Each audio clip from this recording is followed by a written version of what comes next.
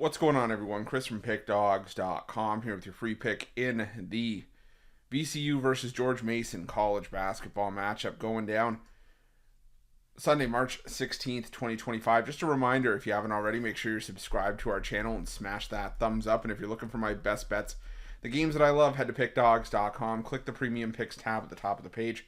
It's a great time to do so because this week, it's conference tournament action comes to an end on Sunday with Selection Sunday. But the whole first round of the NCAA tournament, the second round of the NCAA tournament, that first week is included in our week-long pass at Pick Dawgz Premium. We got NBA and NHL on the board as well. So make sure that you jump on board, use that promo code PICK at checkout for 15% off your purchase. We've also got products for those who make big bets and for those with big bankrolls. Those looking for more of a VIP experience where you're going to get things like late alert plays closer to game time, where we're going to track line movement for you, try to get you the best possible number compared to the closing line. So if that sounds like something that you're interested in, text the number on the screen for more information, even if it's just to find out if it's right for you. But let's get to this one between VCU and George Mason. VCU coming into the A10 championship off of their 62-55 win over Loyola Chicago. George Mason taking down St. Joe's 74-64. And this is a rematch of a lone meeting between these two teams this season that went down at VCU. It was a 70-54 win for the Rams in that game. And it was also a game that was actually led by George Mason at the half, 24-23, before VCU opened a can of whoop ass in the second half and just ran away from George Mason in that game.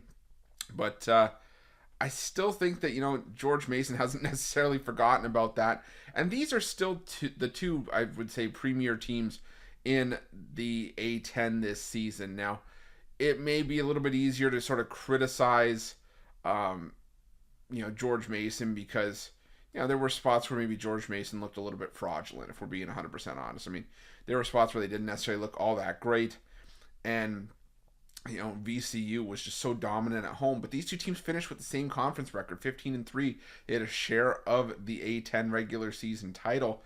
And when you look at these two teams side by side, George Mason had their struggles on the offensive end of the floor, and mathematically VCU was the best offense in the A10 in terms of efficiency, offensive rebounding. They were the second best three-point shooting team and foul shooting team.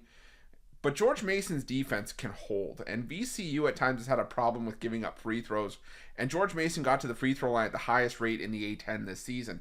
Now, they are only shooting 69.6%, while VCU is shooting 78.4%, but I do think that outside of that, George Mason can match what VCU brings to the table offensively. I mean, George Mason's second in offensive rebounding percentage allowed on the defensive end of the floor. They're fourth in three-point and two-point defense. They have a decent turnover percentage on defense. They're second in defensive efficiency, only behind VCU by 0.2 of a percentage point. George Mason, they can hit their threes. They prefer to get to the foul line and shoot two-point shots. VCU does a decent job of defending the two-point shot as well. But for me, this is going to be a slow grind, I think, of a game. More of a defensive style than what we saw in that blowout in the first meeting. And when I see a total around 128 and I see more than a couple possessions, I'm inclined to take the dog unless I have a reason to think that, the favorite's going to blow them out here. And I thought VCU was going to blow out St.